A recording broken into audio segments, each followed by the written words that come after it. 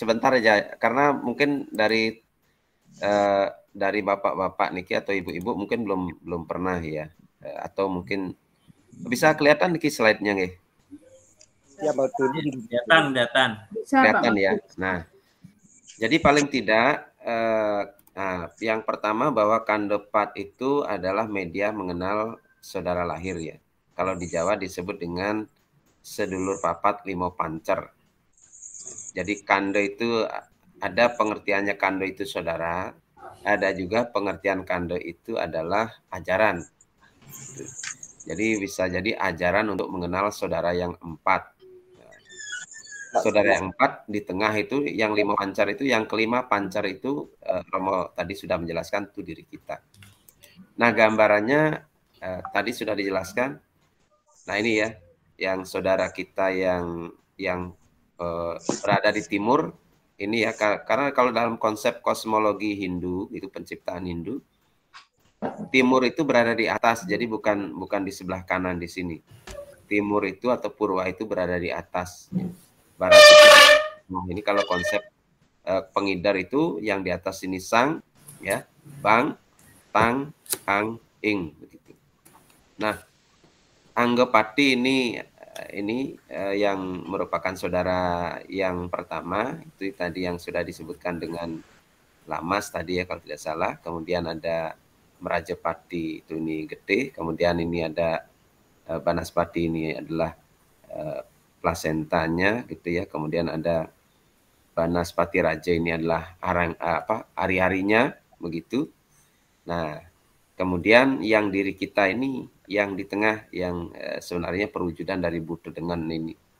Nah, kemudian kalau di dalam konsep pengelurah naik lagi dari konsep kandopat Buddha ya. Ada kandopat manusianya. Nah, ini ya Buddhaya Dewoyo ini. Jadi yang Anggapati ini kemudian bermanifestasi seiring dengan umur menjadi Ratu Anglurah Tangkap Langit. Nah, ini nanti tempat-tempatnya ada di mana nanti bisa kita bahas. Kemudian Ratu Anglurah Wayan Tebeng ini yang berada di selatan atau sering disebut Ratu Anglurah Wayan Tebe gitu ya. Kemudian yang berada di barat, Banaspati ini bermanifestasi menjadi Ratu Anglurah Made Jelaung. Dan yang di utara itu Ratu Anglurah Nyoman Sakti Pengadangan. Kemudian yang di tengah itu disebut Ratu Anglurah Ketut Petung. Nah inilah kemudian nanti bermanifestasi menjadi Iswara, Brahma, kemudian Mahadewa, Wisnu, dan Siwa. Nah, ini konsepnya jadi mengenal saudara empat kita ini secara konseptual itu adalah sama dengan mengenal dewa-dewa di dalam diri kita gitu. Jadi apa yang ada di Bona Agung ada di Bona Alit menjadi begitu. Jadi konsepnya ini kita anggap diri kita yang kecil, ini kita anggap sebagai Tuhan yang maha besar. Jadi untuk mengenal Tuhan yang maha besar ini kita harus mengenal ini. Jadi secara keilmuan sebenarnya kandepat ini adalah rumus bagaimana mengenal diri kita sekaligus bagaimana mengenal Tuhan ala Nusantara begitu ya, karena konsepnya ini ada di dalam lontar-lontar yang ada di Indonesia. Nah itu mungkin gambaran dulu supaya kita paham apa yang kita bicarakan. Nah mumpung Niki Jero Mangkunyoman sudah ada di sini yang juga beliaunya juga menulis tentang kandepat juga menyalin kandepat juga. Namanya menyalin di dalam lontar itu pasti teliti dan detail itu. Nah, jadi tidak bisa yang lihat tulisannya itu kecil-kecil ya. Telaten sekali bisa nulis di daun lontar. Terus Jero Mangkunyoman. Swastiastu, Yesus semua, Pak Din. Ini semeton sami di Bontang, Rahajang Rahayu nggih. Niki tiang sebenarnya memulai untuk nyurat nyastro itu sebenarnya nggih. Sebenarnya kenapa? Karena di Bali tantangannya luar biasa, harus jero bangku harus mengerti nyurat itu. Sehingga saya jero bangku kok ndak nawang ono coroko kan gitu. Dari sanalah saya berpikir tertantang dengan keadaan percaya dengan saudara empat itu gitu. Karena saya percaya dengan saudara empat itu, datanglah saya ke pura nyurat gitu, ke pura dalam untuk memberikan bantuan dari Ratu Ngurah Nyoman Sakti Pengadangan kan gitu, karena keyakinan aja itu, karena keadaannya itu.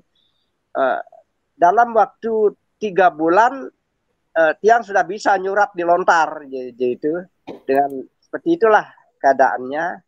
Dan Tiang coba nulis prasasti juga, prasasti keluarga yang surat di dalam lontar itu. Jadi saya meyakini sekali ketika kita dalam keadaan terbentur dengan keadaan, saudara-saudara kita itu akan membantu memang, karena dari awal kita lahir itu udah dijaga dengan air ketuban dan itu. Terus kemudian ada darah, ada lamas gitu, itu bagian daripada itu. Kemudian ari-ari kita lahirnya manusia itu awal dikawal oleh itu saudara empat itu. Dari lahirnya saudara empat itu diikuti oleh Sang Hyang Tiga Sakti. Sang Hyang Tiga Sakti Meraga Wisesa. Oleh karenanya lahirnya kita itu juga diikuti oleh Sang Hyang Tiga Sakti. Itu Brahma, Wisnu, dan Siwa. Nah, tapi Meraga Wisesa. Enggak, dengan Meraga Wisesa itu kalau kita tahu weruh masalah sastra itu, isinya dan maksudnya, tujuannya, kita akan mendapatkan sesuatu yang ya wisesa, ya seperti kekuatan para dewa itu. Kita akan mempunyai kemampuan. Apa yang kita inginkan akan itu terwujud. Namanya sekama-kama, karena sekama-kama begitu di dalam lontar itu mengatakan. Nah, saya harapkan nanti lontar yang ada itu di Rumangku dituliskan dalam bahasa Bali agar mengerti semua gitu loh, dengan tulisan Latin biar mengerti maksudnya, karena memang agama yang ada di Nusantara itu sebenarnya yang ngawal itu mengenal diri kita. Setelah kita mengenal diri kita, baru kita mengenal orang lain, baru mengenal lingkungan kita, baru mengenal alam dan lingkungannya. Kita tidak akan mengenal alam dan lingkungan sebelum kita mengenal diri kita gitu. Di sanalah yang ada aksara tadi dari Sabata Ai Nama Siwaya itu sudah dalam diri kita, di dalam diri kita, bagian-bagian fungsi-fungsi yang ada di dalam tubuh kita, baru mendapat aksara Makuta namanya Arda Chandra. Kalau sudah memakai Arda Chandra Nada, itu artinya sudah keluar, di luar ke alam semesta, arah Purwo Daksina itu. Nah, dari sana ketika kita mengenal jantung, siapa jantung kita, yang Iswara, berarti kita mengenal daerah timur.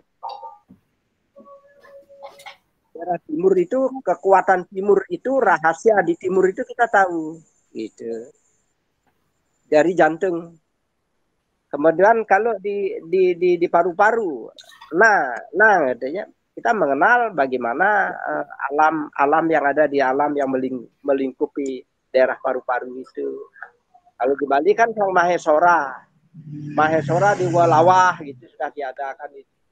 Terus Anda Kase itu pertama.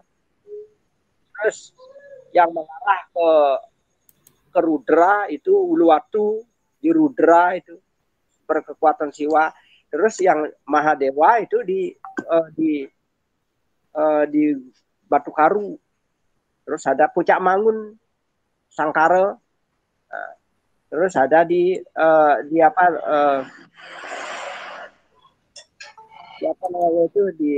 Batur, Batur, Taro Wisnu, baru di tadi di Gunung Agung, di Pesakih itu semuanya itu sudah dibentuk di dalam tubuh kita itu.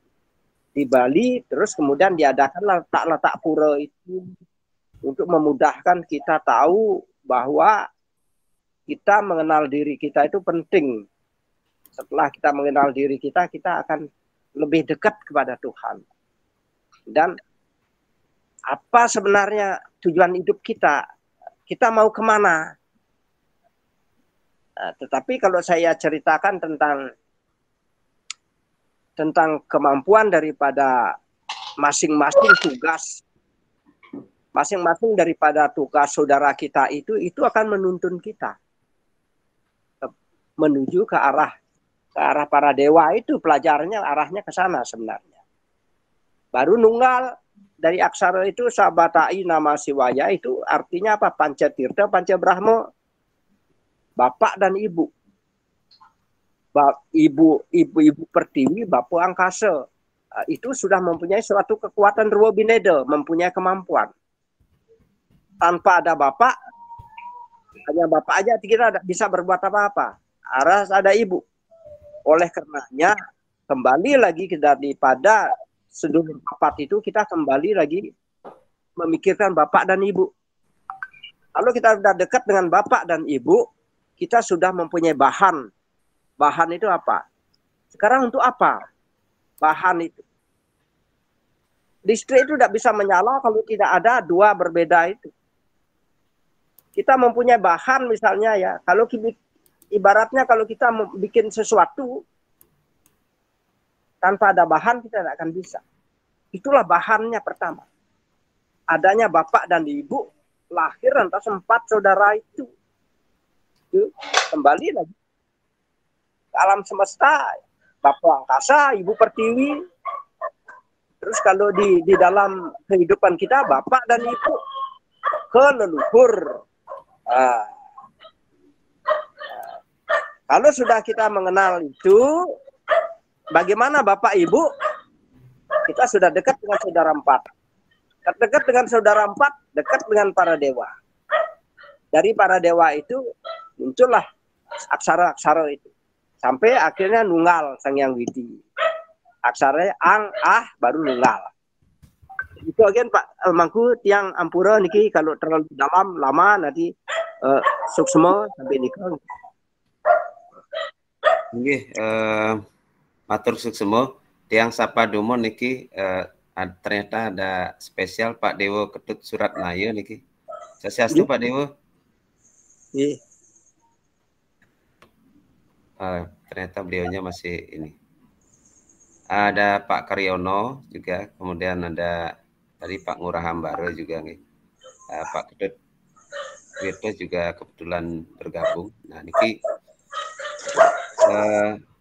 mungkin nanti siapa tahu Pak Dewo Suratnaya berkenan memberikan kitab pengetahuan karena beliau niki adalah praktisi begitu di bidang niki, walaupun tiang tidak secara khusus menghadir, entah dapat dari mana beliau linknya nih, tapi nampaknya beliau berkenan hadir. Mudah-mudahan nanti beliaunya berkenan memberikan kita tambahan pengetahuan. Oke, jadi tadi itu paparan pada intinya adalah pengenalan begitu. Pengenalan saudara 4 itu yang memang boleh dikatakan ajaran yang berbau lokal begitu Nusantara, tetapi boleh dikatakan hampir tidak disentuh lagi ya begitu ya, tidak disentuh lagi. Nah, niki kita ada Jero Mangku Kembar tadi sudah memaparkan sedemikian dengan aksara-aksaranya yang sebenarnya juga itu berkaitan dengan dengan agama kita yang Hindu ini gitu. Tetapi hanya saja begitu memang memerlukan bidang-bidang khusus ya dalam mempelajari Kandopat ini karena dia sifatnya rahasia. Nah, mungkin Jero Mangku untuk langkah-langkah pertama niki bagi pemula kira-kira ada nggak lelaku-lelaku sederhana yang bisa dilakukan untuk mendekatkan kita kepada saudara kita. Katakanlah kan umat niki awam, belum pernah kan namanya aja mungkin belum tahu begitu. Apa kira-kira yang bisa dilakukan supaya saudara kita yang 4 ini mengenal kita dan kita juga mengenal dia. Nah, itu mungkin langkah-langkah awal yang mungkin bisa disampaikan. Mungkin bisa dari Jero Mangku Kembar atau dari Romo Swadi, yang mana dulu Niki? Dadas. Silakan Romo Mangku, Jero Mangku aja, Jero Mangku Kembar, nggih. Oh, nggih. Yang lebih begini, semua manusia, bukan hanya orang Bali, bukan hanya orang Hindu, semua manusia itu mempunyai saudara 4. Tetapi mungkin caranya berbeda, namanya berbeda. Yang pernah mencoba beberapa tamu ya yang datang, kebetulan dia kalau ada corona ini banyak tamu di luar negeri datang, kadang-kadang hinap di rumah. Dia membicarakan tentang bagaimana caranya, kan gitu dia. Terus tentang Bali, sangat sulit saya untuk menceritakan tentang, apalagi ono ceroko gitu, susah orang asing diceritakan. Jadi untuk mudahnya saya bilang begini, kamu punya agama, punya, terus kamu percaya dengan Tuhan? Oh percaya, dia bilang. Terus yang menciptakan dunia ini siapa? Saya bilang Tuhan, kan benar ya, dia bilang gitu. Terus kalau semuanya Tuhan, kalau menciptakan kamu siapa? Saya bilang. Dia ketawa, bapak dan ibu berarti. Oh berarti itu Tuhanmu yang menciptakan kamu, kan gitu dia. Itu untuk memudahkan ya. Memang benar. Tuhan itu yang dikatakan Tuhan itu yang bisa kita lihat itu bapak ibu itu. Yang bisa kita lihat karena beliau yang menciptakan. Jadi dengan cara itu kita sudah bisa masuk ke dalam pemikirannya dia. Oh ya, berarti bagaimana kita menghormati Tuhan kalau kita tidak menghormati bapak dan ibu kita. Terus bapak ibu kita berasal dari mana? Dari leluhur. Dari leluhur dan menjadi terus leluhur kompiang, kakek nenek. Nah, itu pada akhirnya juga menuju ke Tuhan gitu. Tetapi kita mulai dari yang mendasar. Dari dasar itulah kita mulai kita bisa membuka pintu mendekatkan diri kepada Tuhan, pada saudara papat, satu dengan bapak ibu atau leluhur, kemudian lelakunya sebenarnya banyak macamnya. Kalau memang kita orang Bali ya percaya melakukan segahan itu ya, segahan itu karena memang namanya buta ya, bermacam-macam lah. Ada segahan kepelan, ditaruh di dekat tempat tidur, tapi itu dilakukan sampai 35 hari, abulan pitung dino. Abulan pitung dino itu sama dengan ibaratnya 1 hari ya. Hari ini gak ketemu, mungkin besoknya, pada akhirnya akan ketemu dalam 1 bulan, bulan pitung dino itu. Pada akhirnya di situ akan ketemu. Nah dari sanalah kita akan, nah secara rasa ini, kalau dibilang rasa, apa ya memang itu masing-masing punya rasa. Kita akan ketemu sebenarnya ada simbol-simbol di situ. Kalau memang kita belum siap atau kita masih maaf dikatakan masih wadah kita masih kotor, akhirnya ketemulah yang wujud yang seperti apa gitu. Wujud-wujud itulah sebenarnya saudara kita. Makanya ada orang bilang wujud-wujud itu yang jelek pun sebenarnya wujud kita, tapi menuju wujud kita yang sebenarnya. Nah, kalau kita menuju wujud kita yang sebenarnya, itulah kita. Itulah sebenarnya. Tapi kan ada di dalam cerita itu, kita perjalanan Atmo itu ketemu ini, ketemu buaya, itu kan kali pusarnya, ketemu dalam perjalanannya itu ketemu binatang apa namanya, banyak itu yang diceritakan di dalam lontar apa Mutru itu ya, di dalam Mutru itu juga ada dalam perjalanan Atma itu. Yang paling mudah sebenarnya itu satu, cintai orang tua, dekat dengan orang tua, karena beliau yang mengadakan darah daging kita. Setelah itu lakukan itu, proses itu akan berjalan. Karena sudah bahan dua itu sudah mempunyai. Baru kita dekat dengan Tuhan. Terus kita mempunyai keinginan sekarang. Karena ada keinginan kita mau apa gitu. Tetapi di sanalah keinginan itu didukung oleh Ruwa Binedo itu. Karena tadi ada dua berbeda, ada positif dan negatif. Oleh karenanya siapkan mental kita. Ketika kita mempunyai sifat negatif, sikap iri, sikap dengki, membangkitkan itu, bisa muncul juga sifat itu menduduki wadah kita. Itu. Oleh karenanya itu dirahasiakan. Maaf, ini saya ceritakan untuk umat saya kan, agar siapkan mental, siapkan kebaikan. Nah, dia akan datang menempati wadah kita. Ini kan wadah badan ini. Wadah itu memang perlu dibersihkan ketika saudara empat atau para dewa itu mendatang memasuki wadah kita itu udah siap ditempati. Di sanalah dikatakan sekamo-kamo. Kita kalau mau mental kita masih jelek, bisa kita mental kita tidak bagus gitu. Bisa juga membahayakan, bisa juga untuk baik.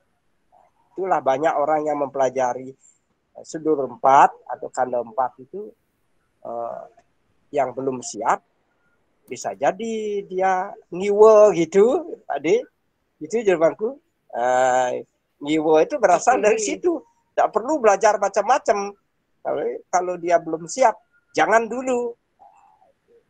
Ya, karena belum mengerti, memahami pendekatannya, bahannya itu dari Ruwa Binedo itu, Bapak Ibu itu. Lalu kelulur ke kemulan, baru membadah tempat, dapat wadah, layak diisi, itulah yang benar gitu. Suksema nikah kan Pak, Jerumangku, Ampura. Inggih, suksema Jerumangku. Mana tadi? Ampura niki. Yang berikutnya mungkin ada, mumpung niki nyambung Pak Made Budiase. Ada angkat tangan niki dari tadi. Maaf, kesenggol tadi.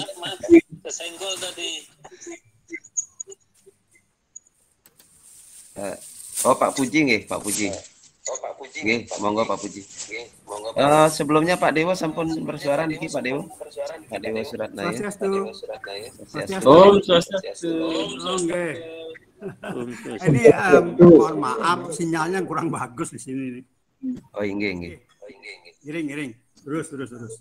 Oh inggih. Oh Pak Dewa kendalanya sinyal. Pak Puji ada yang disampaikan mungkin? Ya, Om Swastiastu, Romo Mangku Gede. Swastiastu, Pak Dewa Suratnaya, jauh ya. Swastiastu. Gimana kabarnya Bapak-bapak, Ibu-ibu? Sehat. Mungkin sehat ya. Baik Bapak Ibu, Romo Mangku Gede, Romo Kembar, Romo Tadi, ada yang ingin saya tanyakan ya, mungkin sangat sederhana ya. Jadi kalau di Jawa itu kan memang ada sedulur papat ya, sedulur papat limo pancer. Sedulur papat itu berarti secara fisik itu yang lahirnya adalah bersama-sama dengan kita sendiri. Jadi yang yang pancernya itu adalah diri kita sendiri. Jadi secara fisik sedulur papat itu kalau di Jawa ya itu ada ari-ari ya kan, kemudian ada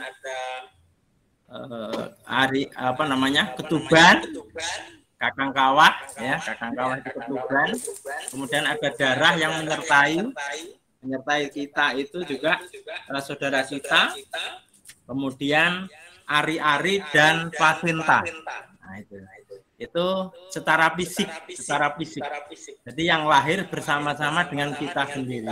Nah, yang tanyakan itu Romo mungkin nanti juga bisa Bapak Ibu yang lain yang mungkin mengetahui ya, yang mempunyai pengetahuan tentang hal itu mungkin bisa nanti untuk di-sharingkan kepada saya khususnya gitu. Nah, kalau secara niskala Romo, secara niskala kira-kira siapa nama-namanya ya? Siapa nama-namanya saudara kita itu ya? Kalau misalnya kita kan biasanya kalau di Jawa itu setiap sebulan 35 hari otonan itu neton ya, neton. Tapi kalau otonan di Bali kan termasuk ada wukunya, jadi 6 bulan ya. Tapi kalau di Jawa itu neton itu 35 hari ya, jadi Pantawara dan Saptawara.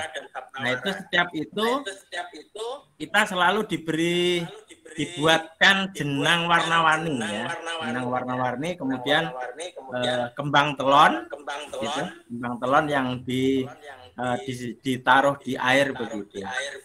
Nah ini yang memang saya sendiri juga tidak tahu persis makna-maknanya, ya, makna-maknanya tidak tahu persis, jenang-jenangnya itu seperti apa, mohon nanti pencerahan.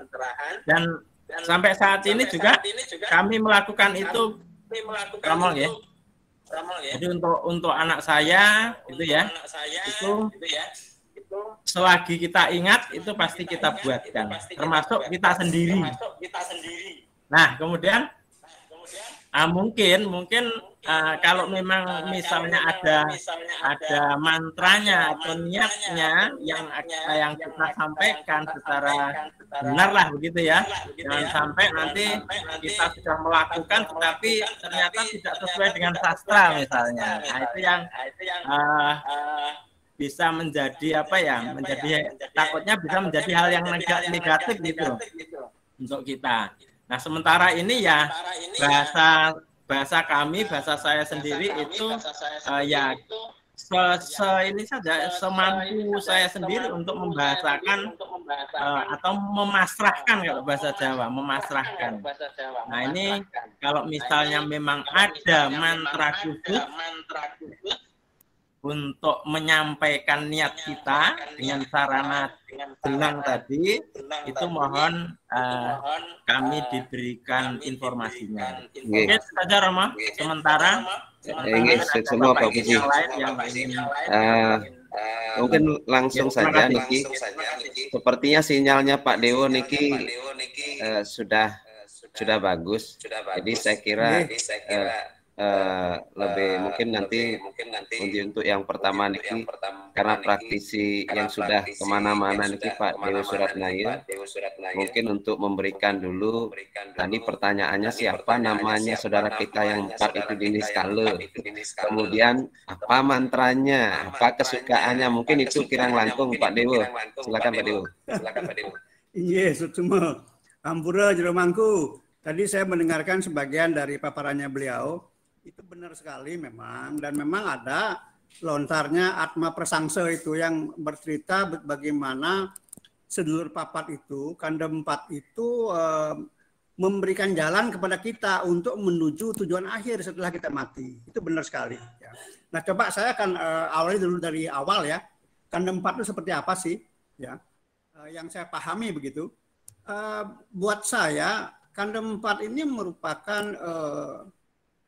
4 pelindung dan penjaga, 4 kekuatan pelindung dan penjaga untuk setiap orang sebetulnya. Ya. Mungkin dalam bahasa asing sana disebutkan the 4 spirit guardian ya. Jadi 4 penjaga setiap orang sebetulnya. Nah, kemudian bagaimana munculnya kanda 4 ini? Ya, saya cepat saja. Kanda 4 itu kan sebetulnya 4 saudara kita yang terdiri dari Yehnyom, ini versinya Nusantara ini, khususnya Bali ya. Yehnyom, nanti lain dengan Jawa nanti. saya sebutkan sedikit dulu Jawa, bagaimana mantramnya Kandem 4 Jawa gitu ya. Begini kira-kira yang saya tahu. Nyai Among, kakek Among, sing momong jabang bayi ini, sedulur papat 5 pancar, kakang kawah, adi hari-hari aku njaluk posomu. Nah itu Jawa punya, itu yang paling simpel. Sebetulnya Jawa ada lagi yang lengkap, karena Jawa itu kaitannya dengan Dasebayu. Bahkan di Bali yang namanya kande ini tidak 4 sebetulnya. Bisa dicek ke Padepokan Seruling Dewata. Jadi di sana sebetulnya kande itu bukan 4, tapi 21. 18 kande itu ada di dikelola oleh Durga, dan 3 kande berikutnya oleh Siwa. Jadi sebetulnya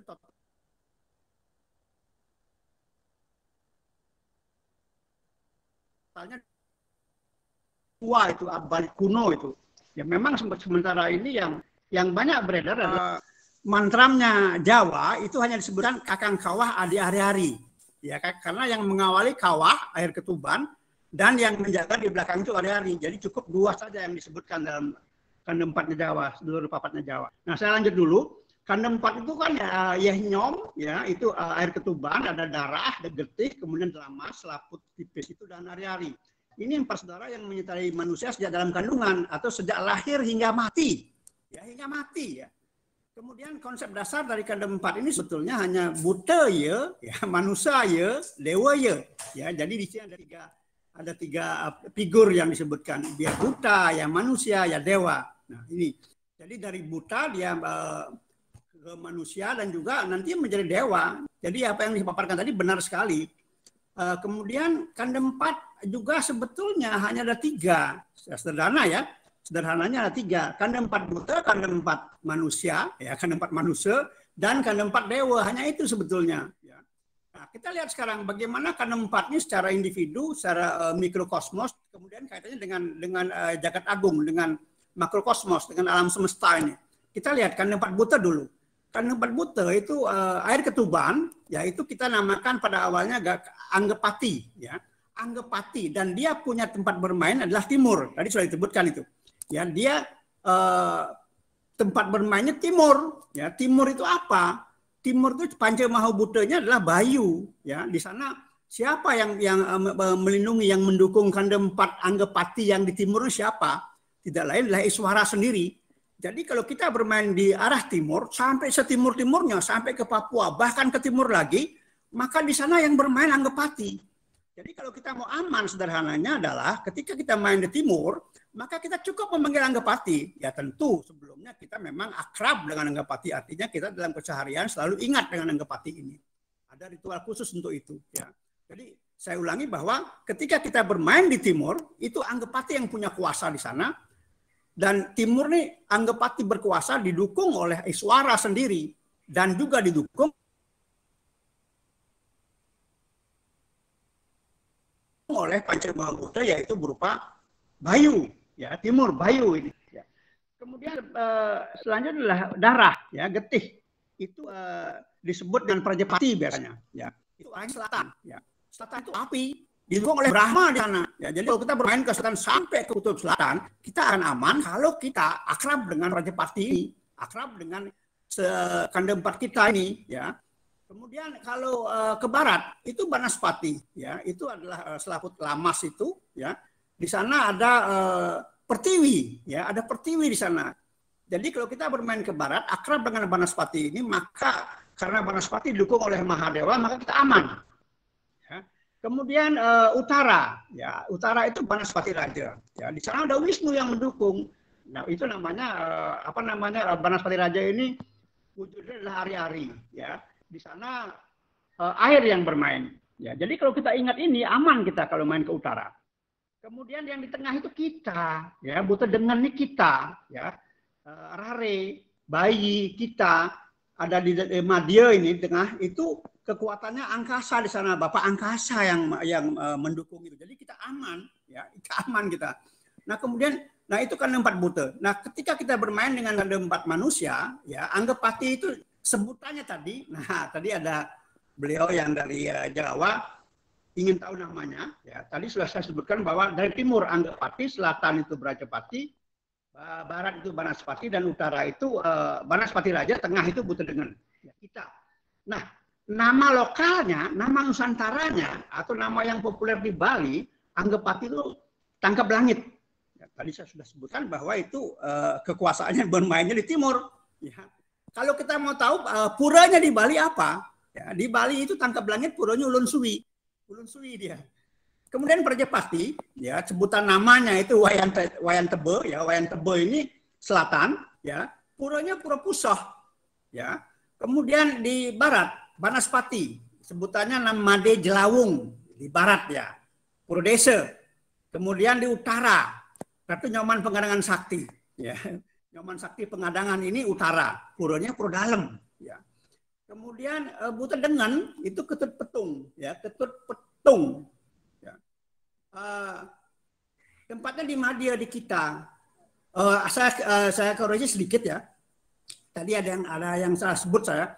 Prajapati itu di selatan itu puranya pura desa sebetulnya. Ya pura desa bukan pusah. Tadi saya salah menyebutkan pura pusah ya. Kemudian yang di barat ini ya pura dalam sebetulnya. Kemudian yang di utara, ya utara ini pura pusah baru. Jadi tadi saya sebut tertukar saya menyebutkan. Nah kemudian kalau kena 4 dewanya apa? Anggapati itu namanya Tanggap Langit, dewanya Iswara, arahnya timur. Ya. Prajapati Wayan Tebe, ya Wayan Tebe ini selatan Brahma, ya kemudian Banaspati Made Jelawung Wisnu Utara, kemudian Banaspati Raja ini Banaspati itu barat ya, Made Jelawung tadi itu Mahadewa, kemudian utara baru Banaspati Raja, Nyoman Pengadangan Sakti Wisnu Utara. Kemudian buta dengannya Ketut Petung, kita ini Siwa ada di tengah di Madya. Jadi Bapak Ibu sekalian, yang namanya kanda 4 itu secara sederhana bisa diuraikan menjadi 3, buta, manusia, dan dewa. Ya. Nah kemudian kaitannya dengan Buana Alit dan Buana Agung tadi, manusia dengan jagat agungnya. Itu ya nyom air ketuban, kemudian di dalam diri manusia ada di empedu, kemudian barat dan kuning, kemudian darah di jantung, timur putih, kemudian lamas di hati, selatan merah, ari-ari di ginjal, utara hitam. Ya, itu kan 4 kaitannya Buana Agung dengan Buana Alit. Nah, kemudian dalam kandungan apa sih sebetulnya fungsinya si kanda 4 ini?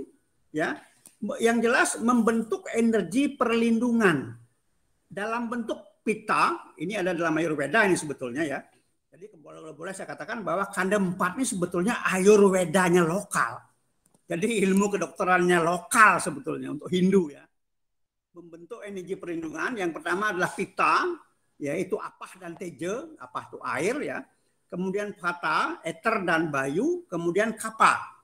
Kapa itu pertiwi dan apah ya. Kemudian kanda 4 saat bayi lahir, apa sih perannya apa? Fungsinya apa? Dia membuka jalan. Yang membuka jalan apa? Darah. Kemudian yang melindungi lamas, selaput itu. Kemudian yang menjaga suhu ya, suhu tubuh ya, temperaturnya itu air ketuban. Kemudian yang mengawal itu adalah ari-ari. Ya. Kemudian kita lihat sekarang 3 kanda 4 ini apa sih pekerjaannya mereka? Ya. Yang pertama kanda 4 saat balita menjaga dan melindungi, menjaga janin dalam kandungan dan melindungi, jangan sampai terkena misalnya kena racun, kena segala macam lah. Kemudian pada saat dewasa apa fungsinya atau perannya kanda 4 ini? Masih sama, menjaga dan melindungi. Pada saat kita mati, apa? Dia membuka jalan dan mengantar. Itu dalam Atma Persangsa ya, sebuah lontar di Bali. Dalam Lebur Gangsa juga disebutkan seperti itu perjalanan atmannya orang Bali dulu. Kemudian kalau kita mengabaikan kanda 4, apa yang terjadi?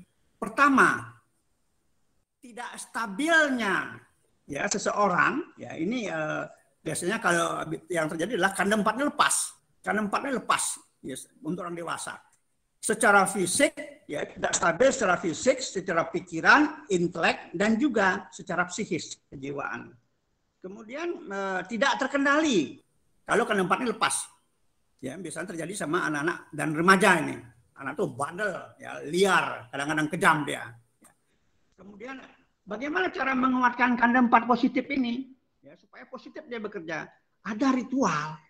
Ada ritualnya. Dan di Bali memang ini sudah diwariskan oleh leluhur kita. Ya.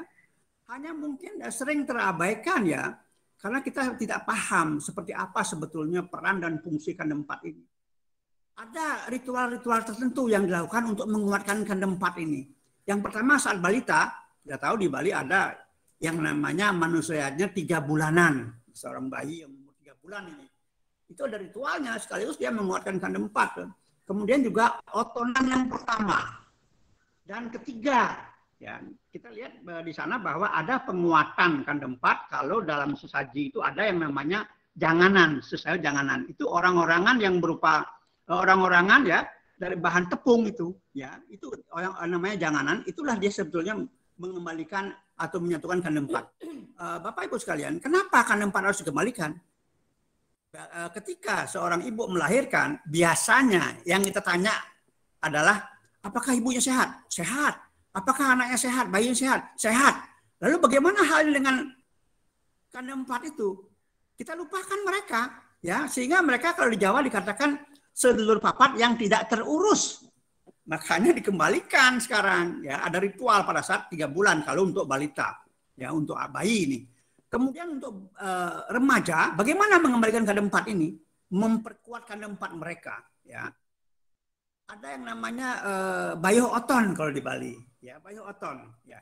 Ini mengembalikan kanda 4. Jadi kalau kita biasanya mendengar yang namanya caru menggunakan hewan, itu pasti kaitannya dengan buta kala. Nah, bayo oton ini agak berbeda. Jadi bayo oton sesungguhnya itu ya menguatkan kanda 4, mengembalikan dan menguatkan kanda 4 ya untuk remaja. Ada juga dilakukan untuk bayi pada saat otonan ketiga ya, tapi umumnya kita butuhkan pada saat remaja ini ya, pada saat remaja. Bayo oton itu ada yang namanya caru. Caru untuk kanda 4 supaya dia mudah dikembalikan dan dikuatkan. Ya, jadi kita kan tahu, misalnya kita umat Hindu yang ada di luar Bali misalnya sering atau mungkin kadang-kadang mengabaikan yang namanya manusianya, ya, terutama bayo otonnya agak terlupakan ini, ya. Padahal ini cara mudah, cara gampang mengembalikan dan menguatkan kanda 4 itu supaya menyatu lagi dengan kita. Jadi itu merupakan energi sebetulnya ya. Kemudian kalau dewasa bagaimana mengembalikan atau dan menguatkan kanda 4 ini? Ya sama dengan bayo oton, hanya saja antara bayo oton remaja dan dewasa ini ya memang ada satu sesaji Bali yang di Bali mungkin sudah agak dilupakan. Namanya tebasan japit tunggal. Nah, saya ingin sedikit bicara mengenai manusianya. Umumnya manusianya itu kan dimulai pada saat pertama bayi dalam kandungan usia 7 bulan. Ya. Kenapa? Lalu bagaimana dengan ritual-ritual sebelum bayi dalam kandungan 7 bulan itu? Misalnya pada saat pertama, bulan pertama. Ya, apa yang harus dilakukan? Mestinya ada ritual sejak awal kita sudah memperkuat atau membuat supaya kanda 4 itu tidak lepas, ya, tidak lepas dari orang yang bersangkutan. Nah, kemudian bayo oton ini sebetulnya manusianya yang menjadi sebuah ritual sebagai ritual pamungkas. Misalnya begini, manusianya sejauh ini biasanya dimulai pada saat kandungan 7 bulan, kemudian diteruskan setelah lahir, ya. Entah itu namanya ngelepas aon, kepus pungset, kemudian tutuk kamuhan atau 42 hari, kemudian 3 bulan, kemudian otonan, kemudian pangur gigi, mesangi, ya, dan selanjutnya sampai payuwahan. Itu sebetulnya sebuah pembersihan dan penyucian yang terkait dengan karma-karmanya sang numadi. Kita kan nggak tahu sang numadi itu atau figur yang benar bawo itu apakah dia dulu orang baik-baik, apakah dia penjahat, ya, sehingga itu kan berdampak, sisa-sisa muatan karmanya berdampak kepada yang menerima reinkarnasi itu, punarbawo itu. Maka proses dalam kandungan sampai dengan paiwahan sesungguhnya terkait dengan mengurangi atau meminimalisir karma-karma buruk, muatan-muatan karma dari sang numadi itu. Permasalahan yang berikutnya adalah bagaimana kalau umat Hindu mengalami permasalahan setelah paiwahan, setelah berumah tangga, masalah karir, masalah pekerjaan, ya, masalah hal-hal yang sangat merugikan. Bagaimana? Nah, inilah sebetulnya bisa digunakan dengan Bayuh Oton itu. Hanya saja Bayuh Oton ada sesaji yang berbeda, ya, antara anak balita, antara balita, remaja, dan dewasa. Nah, ini dia. Ya. Nah, oke. Salah satu menguatkan keempat. Jadi untuk balita 3 bulanan, otonan, kemudian remaja Bayuh Oton, dewasa Bayuh Oton. Nah, kemudian kalau untuk orang-orang yang seperti para pinandita yang sudah memang bermain di kehidupan suci, ya, itu ada beberapa laku yang bisa dilakukan. Ya, ini referensinya adalah Brihad Aranyaka Upanishad, ya, Brihad Aranyaka Upanishad, bab 5, Brahmana 2. Ada 3 hal di sana: Dhamma, Data, Daya Dwam. Ini yang kita gunakan sekarang dalam Studi Wedani sebetulnya. Ya, Dhamma itu kendalikan diri. Data memberi, berani memberi, daya doam, ulas asih. Ya, ini untuk orang-orang sekelas dengan para pinandita ini. Jadi beliau-beliau ini kan sudah berjalan di kehidupan yang mengarah kepada kesucian. Nah, kemudian, nah ini bagaimana kita membuat supaya keempat itu tetap akrab dengan kita. Ya, cara yang paling mudah yang selama ini dilakukan oleh kita semua adalah berbagi makan dan minum. Setiap kita makan, kita panggil dia, kita ajak dia, ayo minum bareng, ayo makan bareng. Maka ada orang-orang tertentu yang menyisihkan sedikit makanannya di pinggir piring dia makan itu. Ya. Kemudian bahasanya gimana? Jadi beliau tadi yang dari Jawa tidak usah bingung dengan mantra, ya, tidak usah bingung dengan mantra. Jawa sebetulnya sudah punya itu, tapi kalau mau bahasa yang universal, bahasa Indonesia gitu ya. Saya selalu gampang, ya. Artinya begini, saya akan panggil mereka setiap saya makan, saya minum, saya mau pergi, ya. Saya hanya mengatakan, wahai 4 saudaraku, Anggapati, Rajapati, Banaspati, Banaspati Raja, ya, ayo makan bersama-sama. Udah selesai urusannya. Ya. Nanti untuk Jawa saya lain lagi. Kemudian kalau kita pergi gimana? Sebetulnya kalau kita pergi juga kita harus membawa sesuatu. Misalnya kita pergi ke timur. Kita tahu di sana siapa yang bermain, Anggapati, siapa yang mendukung, Iswara yang mendukung.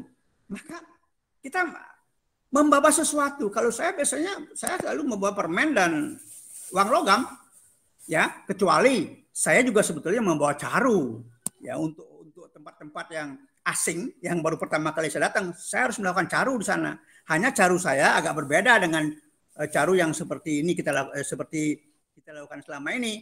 Selama ini kan kita caru ada sesaji, ada banten di sana, ada hewan di sana. Saya tidak. Saya menggunakan sesuatu yang begitu saya datang ke tempat yang asing buat saya lemparkan sesuatu selain permen dan uang logam itu, ya.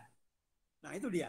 Jadi Bapak Ibu sekalian, apa yang saya sampaikan tadi itu sebetulnya itu hanya kulit, tapi bisa kita gunakan sebagai pengawal kita, sebagai kekuatan pengawal kita, ya, empat pengawal kekuatan kita, 4 penjuru sebetulnya.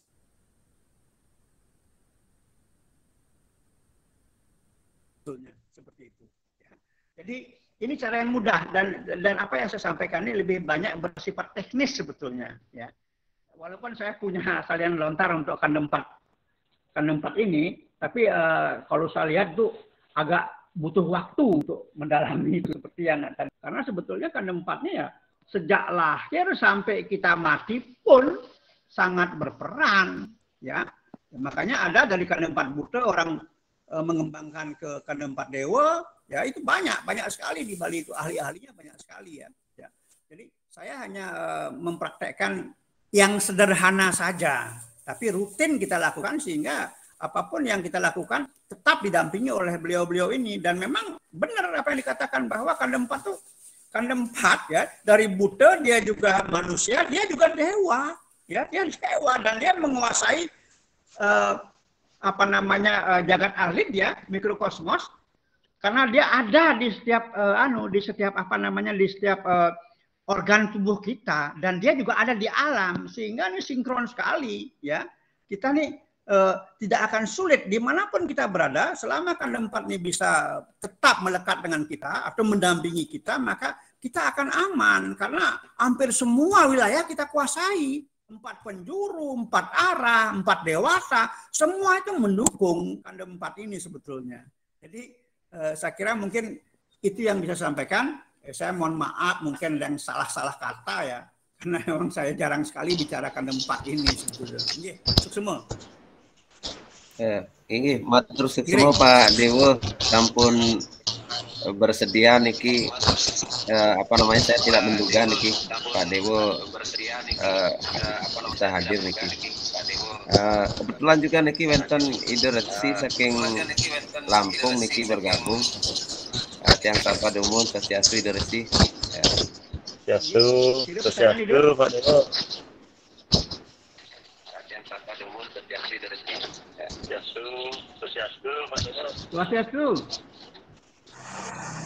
Swastiastu, Swastiastu, Mampu. Nggih, Swastiastu. Tadi penjelasannya dari Bapak Suratnaya luar biasa. Jadi Resi selaku pendeta di lapangan sering kali di saat pengabenan nika kan ada upekara Banten Oton dikatanya atau Banten Penyambutan. Nah, kadang-kadang umat itu sering bertanya pada Idarsi, kenapa kok orang sudah meninggal dibuatkan Banten Oton gitu atau Banten Penyambutan? Kan kadang-kadang dalam arti Resi berpikirnya secara logis saja nih tentang akhirnya semua itu berkaitan dengan saudara 4 gitu.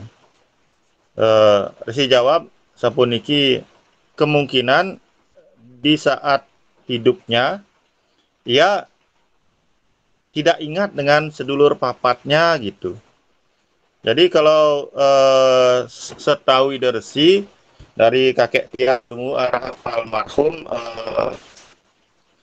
Kak Andrek nika Dumun, beliau mengajarkan Resi tentang kanda 4 semasih kita hidup di dunia ini tidak boleh lupa dengan sedulur papat. Gitu. Jadi kalau di dalam kandungan menurut Ida Serimpu Abro Jaya Purusananda, dalam beliau yang dulu bimbing yang waktu masih ulake, sejatinya kita itu ada janji nih semasih dalam kandungan ibu di Garbo. Beliau saudara 4 mengingat berkata kepada kita sang rare yang mau numadi ke dunia itu, suatu saat nanti kalau raga itu, kalau Anda nitis ke dunia, tolonglah kami, janganlah kami dilupakan gitu. Jadi tolonglah kami supaya diruat, supaya derajat kami naik ke tingkat yang lebih tinggi dari saat ini gitu. Nah, sekian waktu berjalan seperti Bapak Dewo bilang tadi, sudah diadakan upacara manusia diatnya dari megedong-gedongan, udah itu ke puspungser, udah itu 42 hari, 3 bulanan, sampai otonan dan bayi oton. Namun setelah itu kadang-kadang umat itu lupa nih kebanyakan lupa, sampai akhirnya di saat meninggal pun lupa dengan seluruh papatnya itu. Makanya begitu Ampura setahu Resi menurut sastra ketika dia mati begitu ditanya dengan seluruh papatnya yang menjadi Sang Suratmo, Sang Jogormani, Sang Durukala dan sama Kala bingung tidak bisa menjawab, akhirnya dihukumlah di sana gitu. Kalau seandainya saudara papat ini bisa diruat derajatnya lebih tinggi, masih dia hidup, dia mampu menyucikan itu, jadi dia akan berubah statusnya menjadi Sang Yang Siwa, Sada Siwa, Prama Siwa, dan Sunya Siwa gitu. Jadi niki luar biasa sekali Ampuro niki resi ikut bergabung niki nggih Pak Dewa Kasren Bapak Gede Ampuro resi minta pemahamannya lebih mendalam. Kalau secara Jawa yang tadi kebetulan resi pernah itu dengar ya simpelnya seperti Pak Dewo niko. Kalau Jawa kan resi pernah diberi ajarkan Hong ilaheng sekar bulan ibu pertiwi bapak akase kaki among nina among sing ngomong jiwa ragaku kakang kawah getih pusar adi ari sepiro luputku aku jaluk ngumpuro. Baru kita utarakan apa tujuan kita, apa mau makan, mau pergi kemana kan gitu kalau menurut Kejawen. Tapi kalau yang lebih simpel dari Pak Dewo tadi ini ke yang sangat setuju gitu. Ya kira-kira kenten juga. Swastiastu. Matur suksema itu resi, matur suksema banget niki.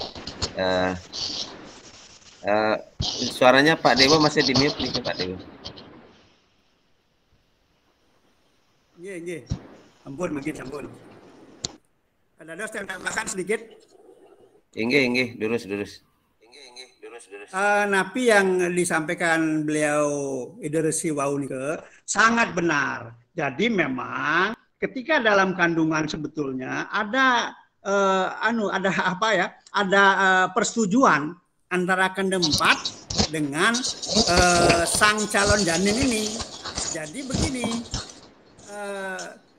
janin ini mau dia lahir kalau dia dilindungi.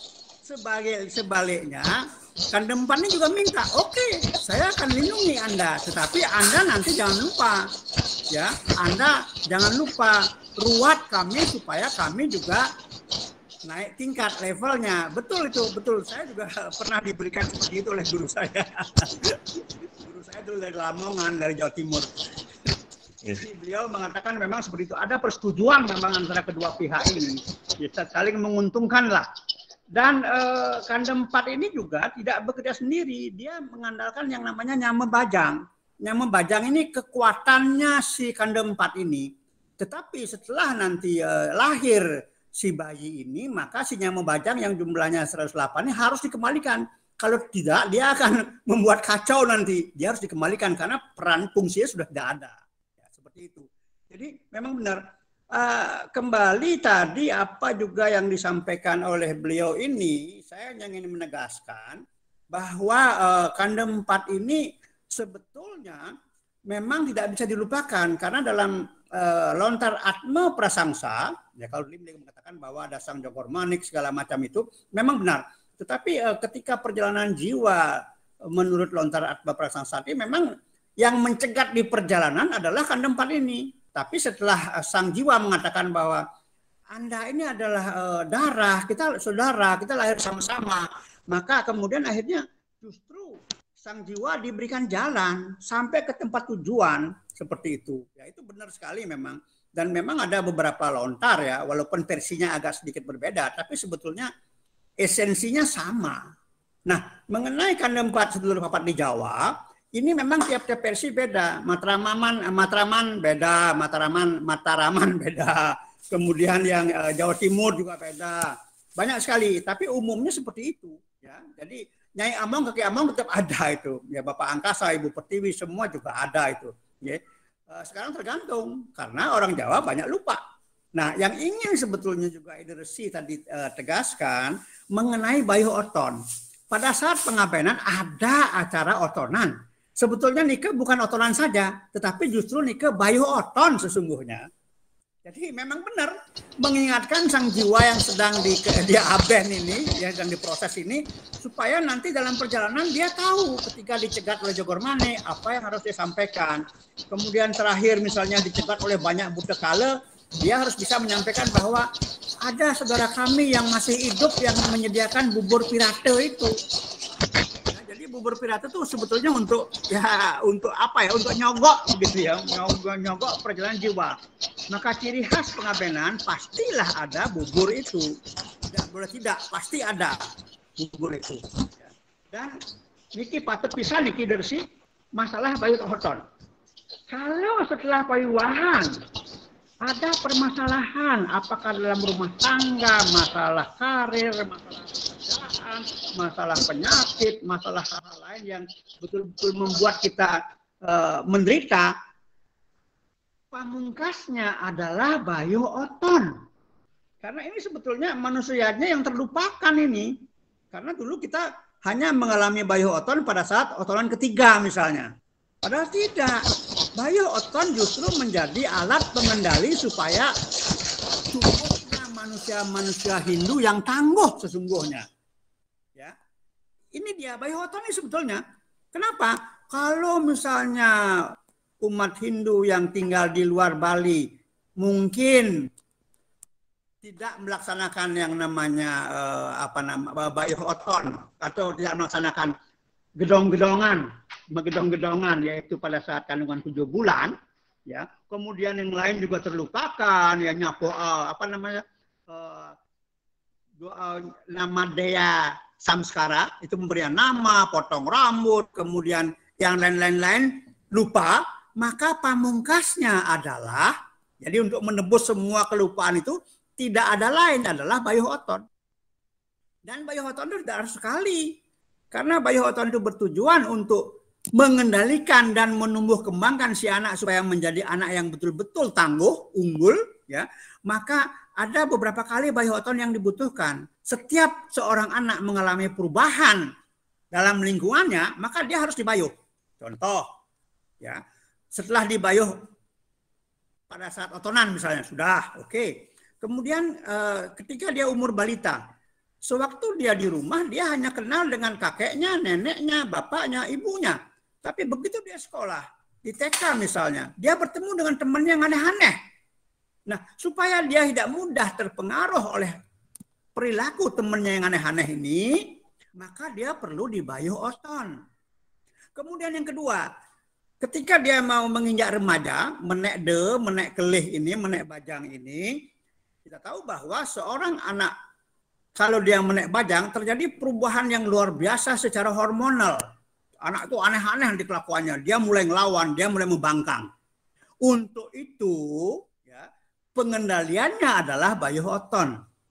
Yang ketiga, menjelang pawiwahan, terbiasa dia hidup sendiri, semaunya sendiri, mengambil keputusan sendiri. Sekarang dia harus siap-siap menjadi suami atau istri. Maka supaya kemauan sendirinya tadi itu tidak terus-menerus terjadi, ya akan menimbulkan konflik nanti, maka sebelum pawiwahan dia harus dibayuh Oton. Dua-duanya, baik calon suami maupun calon istri.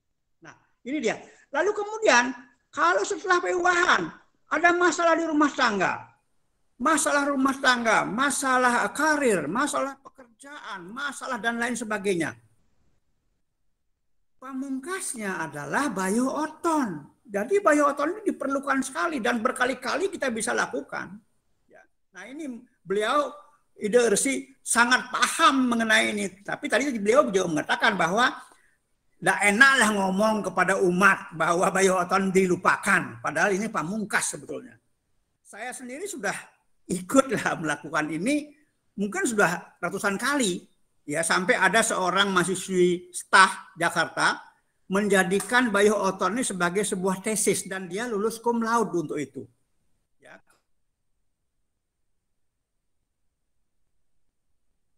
Karena dia banyak orang anaknya dan semuanya positif. Itu yang dia lakukan. Sehingga kita harus kembalikan kepada umat kita bahwa kita punya sesuatu yang sebetulnya bisa membuat umat Hindu, anak-anak muda ini unggul dia. Makanya saya sedang membuat sebuah tulisan bahwa mencetak anak Hindu yang unggul ya dengan manusianya. Tapi nanti intinya adalah Bayu Oton sendiri. Hanya saja mungkin yang perlu dipikirkan adalah kalau selama ini Bayu Oton kan selalu dilakukan berdasarkan pewacekan hari lahir, ya mungkin dia katakanlah Selasa Pon Kelau misalnya, ya nanti dicarilah apa ininya, apa yang dibutuhkan. Tapi ada satu hal yang sangat penting untuk dipikirkan oleh kita semua, yaitu bahwa 3 orang misalnya, dia kelahirannya sama, semuanya Sabtu Paing, misalnya Sabtu Paing Kliwon, Sabtu Paing Klau, Sabtu Paing Klau, 3-3-nya. Ya, selama ini Bayuh Oton kita lakukan berdasarkan pembacakan itu ya, Primbon Balai Agung misalnya, bahwa seolah-olah Bantennya sama. Nah ini, padahal walaupun kelahirannya sama, muatan karma yang Punarbawa beda. Mungkin yang satu dulu seorang pinandita, yang satu misalnya seorang penjahat, ya, satu lagi lain lagi karakternya. Nah ini yang harus diperhatikan, bahwa sebetulnya ada dalam tatanan sesajinya Banten untuk Bayuh Oton ini ada yang harus dibedakan. Nah kita tidak mungkin membedakan berdasarkan dari kelahiran atau berdasarkan berdasarkan Punarbawa sang berdasarkan karma sang Punarbawa. Nggak mungkin. Bagaimana kita bisa tahu karmanya Punarbawa? Kita aja nggak tahu kok. Ya, maka kita bisa membedakan sesajinya dalam wujud usia. Misalnya kalau balita jelas karena waktu lahir yang namanya kandang 4 kita lupakan, sering nggak terurus, hanya hari-hari yang kita urus, ya. Maka waktu otonan ya atau waktu 3 bulanan kita mesti ada janganan di situ, ya. Jadi ada Banten orang-orangan dari tepung 4 buah dia, 4 buah. Nah ini oke lah, nggak jadi masalah. Tetapi ketika dia balita, ya maksud saya ketika dia remaja, tidak mungkin lagi kita pakai janganan. Harus ada saji yang lain yang lebih kuat dari janganan. Ya, maka kita harus ada atau harus kita mencari tebasan. Tebasan itu penebusan ya. Jadi sebetulnya Hindunya hebat banget di Bali ini. Ya, ada sesayut, ada tebasan. Ada sesayut juga berfungsi sebagai tebasan, penebusan dosa. Nah, ini penebusan. Makanya dalam Bayuh Oton ini ada tebasan. Itu penebusan dosa sang Punarbawa. Ya, jadi aman anak-anak, jadi dia tidak akan kena terlalu berat ya dampak daripada karma wasananya sang Punarbawa sebetulnya. Kalau kita tahu tebasan apa yang kita harus gunakan ya untuk remaja dan untuk dewasa. Nah ini kita bisa bikin sama nanti. Tebasan ini, tebasan ini, tebasan ini, tebasan ini. Ya. Itu yang pertama. Yang kedua, pada saat Bayuh Oton ini juga harus ada kepastian bahwa yang turun sebagai saksi tidak hanya Siwaladitya, tetapi harus juga turun sebagai saksi leluhur. Ya. Nah, ini kita bisa gantikan dengan sesayut juga. Ada namanya sesayut Trimurti yang sekarang di Bali sudah sangat dilupakan. Sesayut Trimurti ini sangat penting buat umat Hindu yang ada di luar Bali yang tidak punya Rongtelu. Ya, karena sesayut Trimurti ini mewakili Rongtelu. Jadi kalau kita dalam setiap upacara ingin supaya saksi dari leluhur ini hadir, maka jangan melupakan yang namanya sesayut Trimurti. Nah ini yang penting. Kemudian kalau untuk Bayuh Oton yang dewasa, itu tebasan yang kita pentingkan. Ya ada, karena kan begini. Selama ini kalau kita mengatakan bahwa Banten-Banten Bali itu kok ruwet ya. Kalau saya enggak. Ya padahal saya kan 40 tahun tinggal di luar Bali. Ya. Saya tidak menganggap ruwet karena kalau kita pikirkan dengan jernih bahwa Banten Bali sebetulnya hanya terdiri dari 3 bagian. Yang pertama itu persikan dan penyucian ya, ada Biakala Durmanggala Prastita. Kemudian yang kedua itu ayaban. Persembahan apa? Misalnya tumpeng pitu. Kemudian di sana ada Banten Harapan yang namanya sesayut. Apa yang kita harapkan? Sesayut. Kemudian ada tebasan. Kalau ada tebasan ini khusus untuk yang Punarbawa, penebusan dosa yang Punarbawa itu. Nah kemudian yang yang tahapan kedua ini juga ada yang namanya ciri khas dari ritual itu, upacara itu. Misalnya upacara ini upacara pewahan, pasti ada sesayut pengantin. Kalau misalnya upacaranya penebusan jiwa, ya orang meninggal, pasti ada bubur. Kan ciri khas. Nah ini semua ada pada level kedua. Level ketiga dia cuma saksi, tapi upayakan saksi itu tidak hanya Siwaraditya, tapi juga dia leluhur. Ya, kita nggak punya orang Telu di luar Bali ini. Ya, tetapi kita bisa menggunakan yang namanya Sesayo Trimurti. Ini perwakilan Rong Telu karena dia mampu menghadirkan leluhur. Ya, mampu menghadirkan leluhur. Ya, nah ini dia. Nah barangkali ini yang bisa saya sampaikan. Nah, kemudian kalau di Jawa memang kalau di Bali weton itu kombinasi antara wuku, saptawara, pancawara. Kalau di Jawa enggak. Justru mereka yang punya wuku, tapi mereka lupakan wuku itu dalam wetonan anak ini. Mereka hanya menggunakan kombinasi antara pancawara dengan saptawara. Jadi kalau di Jawa yang namanya weton itu setiap 35 hari. Ya.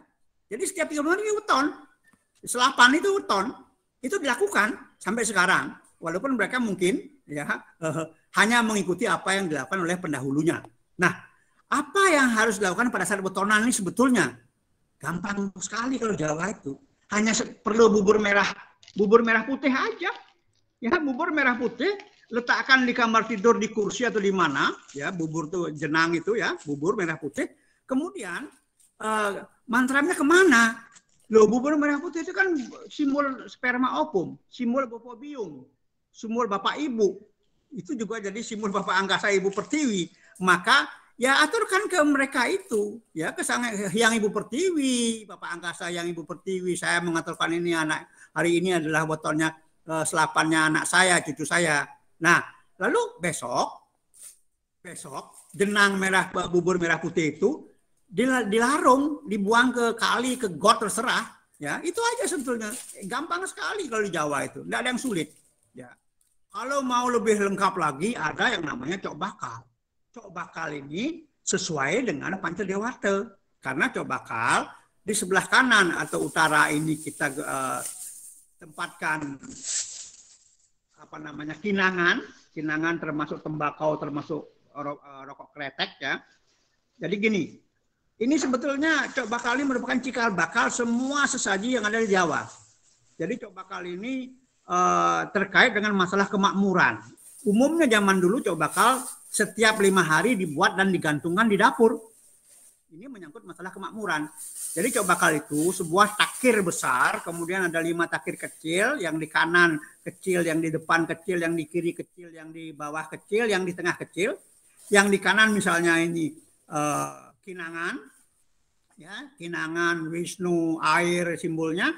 Kemudian yang di kiri ini bubur merah, Brahma, api. Kemudian yang di atas ya, ini adalah empon-empon, bumbu dapur lengkap dengan terasi dan sampai daun salam, serai segala macam, ya, simbol kemakmuran. Kemudian yang di depan ini adalah kembang setaman, timur iswara. Kalau dari empon-empon itu pertiwi, kemakmuran Mahadewa. Yang tengah ini satu tumpeng tidak lebih tinggi dari gelas akuan, tumpeng putih, nasi putih, itu adalah tumpeng siwa. Di sebelahnya baru ada telur ayam kampung dan, nah kalau mau ya, dan tembaga 2x2 kecil diisi diisi ongkare, diisi rajahan ongkare. Udah, ini sebetulnya identik dengan daksina di Bali, dan cok bakal ini bisa jadi jadi pedagingan. Kalau Jawa bikin pelinggih ya pedagingan cukup itu saja. Kalau bikin penungun karang atau pedagangan omah ya cuman itu saja pedagangannya. Kemudian ada doanya untuk Ganesha, untuk Sri, untuk untuk Pertiwi. Nah itu dia ya. Jadi di Jawa itu gampang sekali. Saya berencana bulan depan ini ke Banyumas dan Purwokerto untuk membantu umat Hindu di sana memasang pedagangan omah. Ya, itu hanya dengan cok bakal saja dan sekeping tembaga itu. Nanti ada caranya ini ya. Seperti itu. Jadi Jawa itu gampang sekali, enak, nyaman. Mau yang mana sekarang? Karena pedagangan omah di Jawa itu terkait dengan kemakmuran. Bagaimana orang Jawa memelihara kemakmuran, menjaga kemakmurannya. Ya. Perawatannya ada harian, ada 5 harian, ada purnama tileman. Itu gampang sekali sebetulnya kalau mau. Saya kira demikian dulu untuk teman yang dari Jawa ya. Lain kali kalau mau kontak saya aja, nanti saya kasih tahu bagaimana caranya. Oke, silakan ngiring. Ampura Idersi Kirang Langkung. Inggih, matur suksema Pak Dewo. Jadi banyak sekali niki pengetahuan yang diperoleh niki. Sebenarnya perlu waktu khusus. Ternyata awalnya niki mengenal bagaimana Kandepat itu hanya pengenalan saja, tidak diduga Pak Dewo niki bisa hadir. Ternyata begitu luas sampai dengan upekara. Nah niki mungkin untuk Dana Jero Mangku dan juga untuk para serati niki sangat berguna bagaimana nantinya bisa sinkron antara upekara Banten dan juga mantra-mantranya sehingga bisa kena apa yang dimaksud nantinya. Jadi matur semua bisa niki Pak Dewo. Mungkin nanti di kesempatan berikutnya khusus nanti yang undang Pak Dewo untuk menyampaikan hal-hal seperti ini agar umat niki paham bahwa kita itu punya sesuatu yang luar biasa yang kita lupakan. Yang mungkin boleh dikatakan sekarang era kebangkitannya Nusantara begitu ya, kita cari juga bagaimana pola-pola masyarakat Nusantara leluhur kita ini dalam rangka memajukan generasinya. Yang kira ini perlu digalakkan karena sudah dilupakan dan sekarang kita coba mengingat kembali. Mungkin untuk malam niki karena sudah jam 22 kalau kita niki Pak Dewo sebenarnya masih banyak yang ingin disampaikan. Dari apa yang disampaikan Pak Dewo niki, mudah-mudahan nanti umat Sedharma di dalam pertemuan berikutnya bisa lebih banyak mengikuti Ampura niki karena dari tadi yang lupa niki ada Pak Ngurah Ambaro angkat tangan dari awal niki. Pak Ngurah ada yang ingin disampaikan? Terakhir mungkin.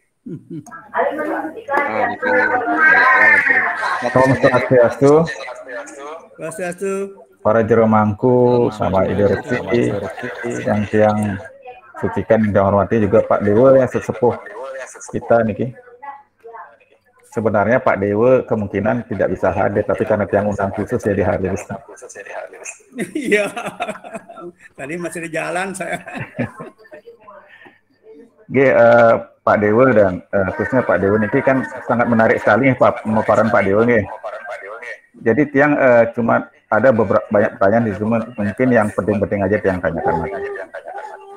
Yang pertama niki kan orang-orang luar sudah dari zaman dulu sudah cukup lama mengenal namanya stem cell. Stem cell ya. Ya, stem cell. Nah, itu kan terkait dengan bagian dari ari-ari. Betul. Yang berarti sebenarnya sudah masuk di teknologi kita udah tahu itu kan. Sudah. Akhirnya orang lain yang mengembangkan sekarang stem cell itu bahkan disimpan di tempat ya kayak di kulkas atau di bank stem cell gitu ya. Jadi sangat mahal ya. Jadi bisa mengobati penyakit-penyakit yang sangat susah diobati, pakainya stem cell aja. Nah, sekarang bagaimana caranya kita sebagai yang pewaris daripada kandung 4 ini mengerti hal ini dan dipakai untuk kepentingan praktis yang stem cell ini. Nike Pak Dewo yang satu ya. Terus yang kedua masalah bagaimana kita merawat kandung 4 dalam sehari-hari ini. Yang kalau di rumah boleh nggak misalnya kan setiap kali kita sembahyang menasbihkan, jadi masing-masing ari-ari yang ditanam itu yang kesindir juga. Iya, betul. Boleh nih Pak Dewo ya? Boleh banget. Memang harusnya begitu. Dan tadi Jero Mangku juga mengatakan daksina. Ya, bukan daksina segahan ya. Segahan itu memang bahasa kita dengan kandung 4 sebetulnya di alam ini. Itu bahasa kita karena kita nggak ngerti bahasanya dia, tapi dia mengerti bahasa kita, maka kita gunakan sarana yang namanya segahan. Ya sama beberapa pertanyaan lagi, tapi nanti aja ke Pak Dewa aja tentang ini, tentang apa namanya Bayi Horton Pak. Nanti cukup panjang nanti aja Pak. Dua itu aja Pak. Kalau stem cell itu sebetulnya kita kan simpan ya, itu disimpan sampai nanti dikembalikan sewaktu kita meninggal. Jadi setelah kita meninggal jangan disimpan lagi untuk apa namanya, untuk ari-ari yang apa namanya tali pusernya yang bersangkutan, karena dia yang buka jalan nanti itu ya. Sehingga begini, seringkali dalam perjalanan jiwa menuju alam lain ya, seringkali kalau salah ada yang mencegat di jalan, si jiwa itu, sang jiwa itu bisa nyasar ke sungai menjadi tonye, tidak pernah sampai di alam surga sana. Maka dia perlu pengawalan juga, tetap kandem 4 ya, di depan dan di belakang. Tapi kandem 4 yang bagaimana? Kandem 4 yang memang sudah disempurnakan ya, sudah menjadi kandem 4 dewa sebetulnya. Dan kandem 4 dewa itu kan otomatis dia akan jadi seperti itu kalau kita selalu memelihara komunikasi, kedekatan dengan mereka-mereka itu, dengan si kandem 4 ini. Kan ini yang tidak disampaikan. Nah, sementara sekarang bukan hanya tali pusar, bukan hanya statement yang disimpan. Rusia sekarang sudah menyimpan mayat manusia, dan dia sebentar lagi akan menemukan cara bagaimana menghidupkan manusia itu kembali.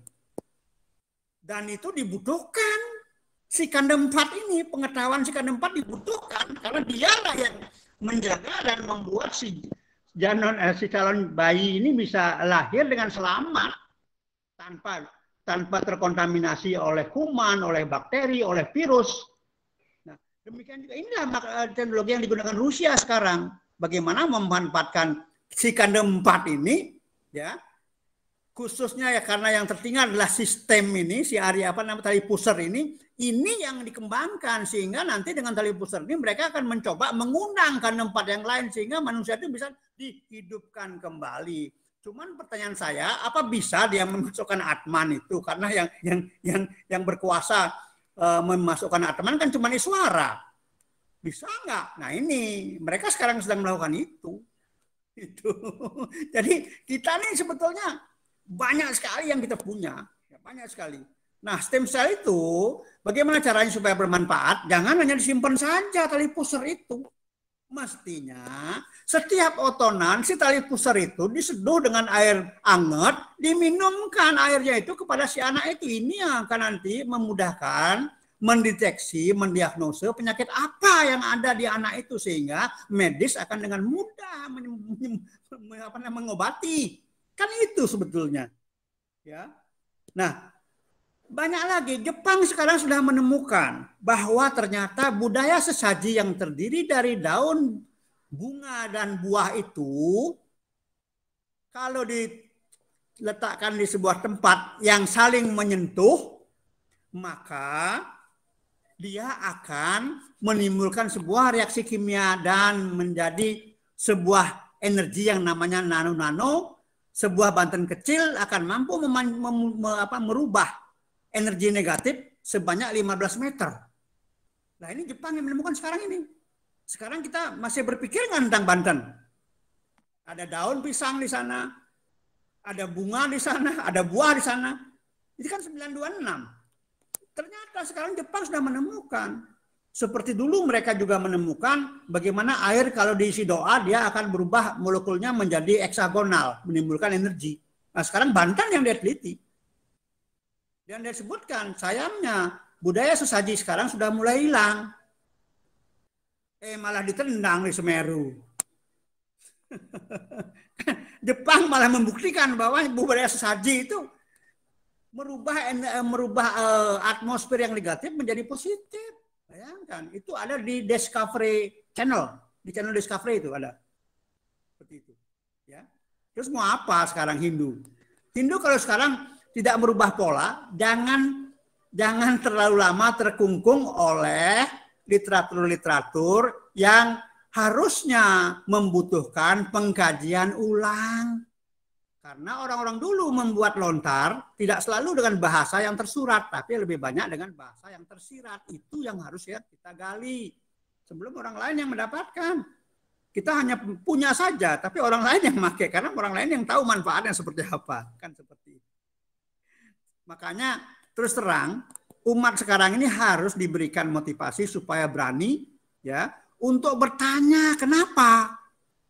Ya, seperti tadi misalnya Idrisi menyampaikan beliau dulu punya sesepuh, punya guru dan lain sebagainya yang bercerita tentang kenapa sih kita lahir, kenapa sih kok ada kandung 4, apa perannya kandung 4 itu dalam kandungan.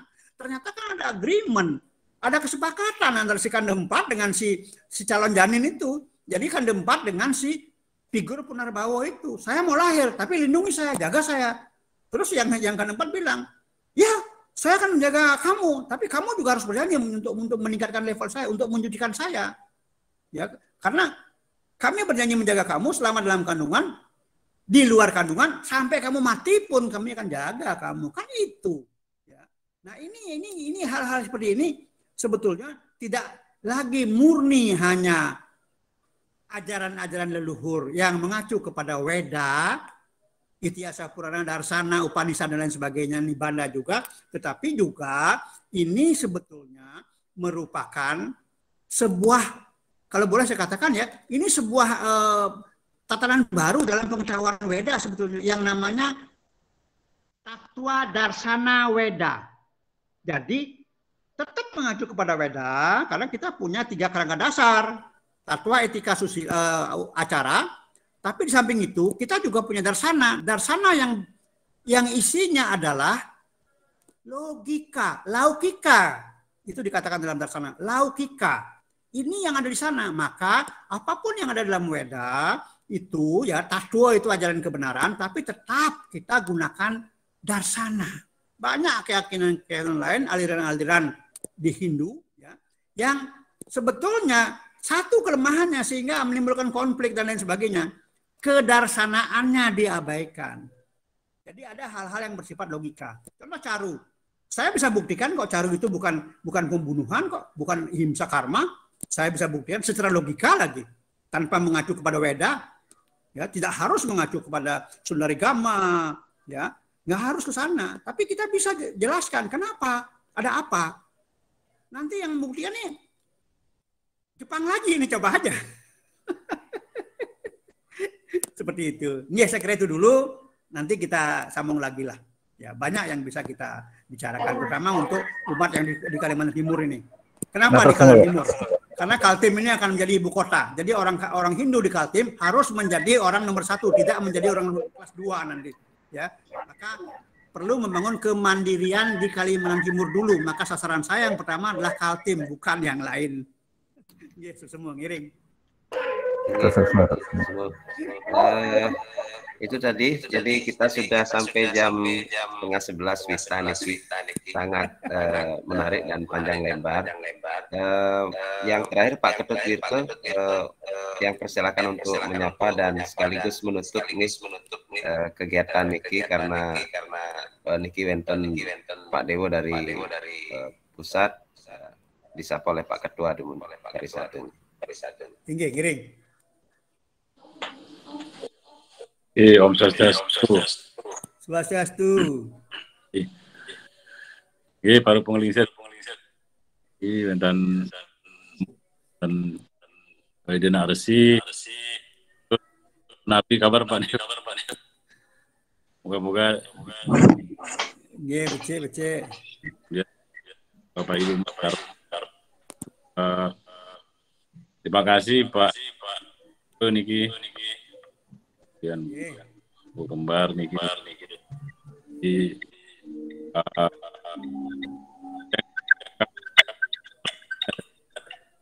narasumber yang tentang gitu ya. Ini sangat pas sekali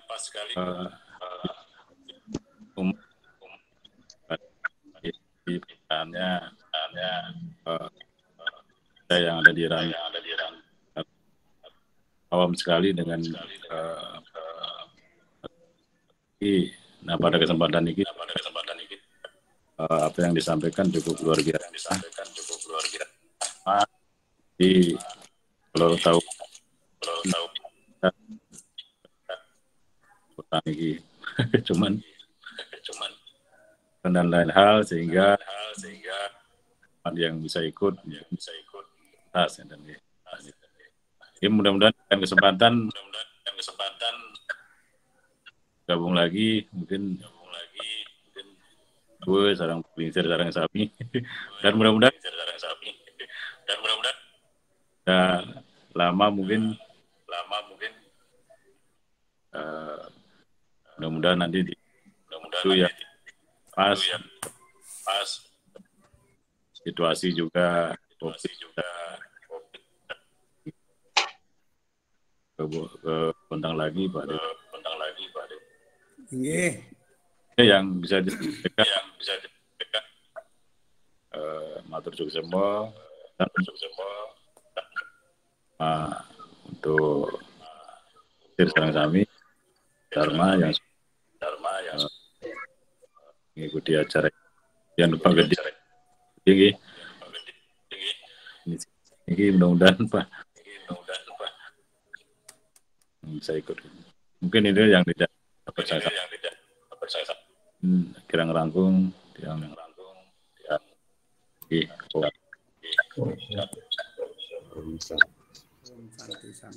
tinggi ya demikian acara pada malam hari ini. Terima kasih Jero Mangku Kembar dari Bali Riki, kemudian Romo Mangku Swadi, Pak Dewo Suratnayo, ada juga teman penyuluh tiang Pak Budi Astike, matur suksema tiang matur suksema deh sayang terlambat lihat ini nanti lain kali kita sambung penjelasannya mantap sekali ini Sobat Sami yang tidak bisa tiang sebutkan satu persatu karena sudah malam, tetapi tiang yakin masih banyak yang sebenarnya ingin bertanya.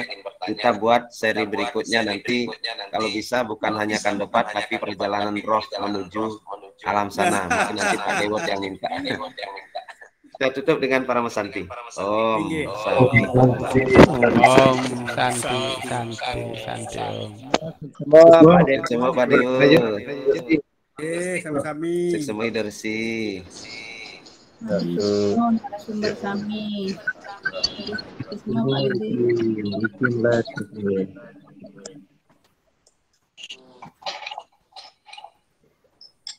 Lain kali Pak Dewo nanti yang minta nih perjalanan roh ke alam lain nanti cerita biar menarik. Nggih Pak Dewo, matur suwun yang tolong tiang diundang ya deh. Oh siap nggih. Nggih semua. Oh betul.